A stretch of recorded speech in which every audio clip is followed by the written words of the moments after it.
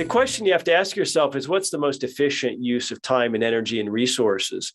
And on that sense, I mean, maybe I'm jaded because I'm, spend time on Twitter. Maybe that gives me a distorted view of the left. But from what I can tell, the chasms between some people, and we even see it on vaccines, sure feel like they're too wide to bridge anymore.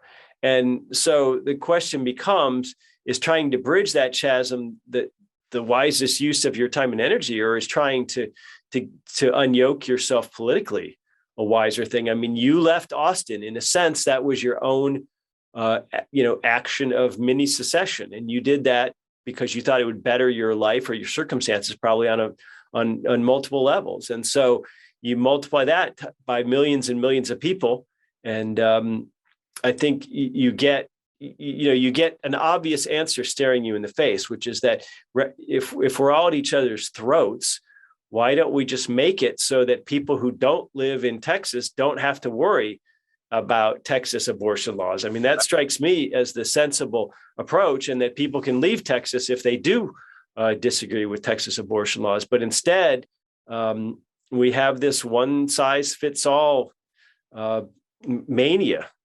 And there's an economist who writes for Bloomberg named Noah Smith.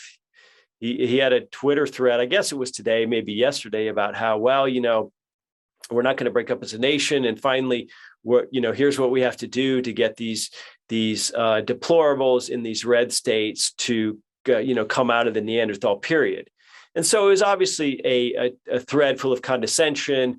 But what was more striking than the condescension was that this isn't Hoppe saying that we need to let these people go. It was quite the opposite. It was clear that he doesn't intend to allow anyone to be unyoked from his preferred political program. And so, I think that's what we ought to be talking about avoiding. And I mean, if you look at Florida, you look at the growth there, you look at Texas, you look at Montana, Idaho is booming, Arizona is booming, Tennessee is booming.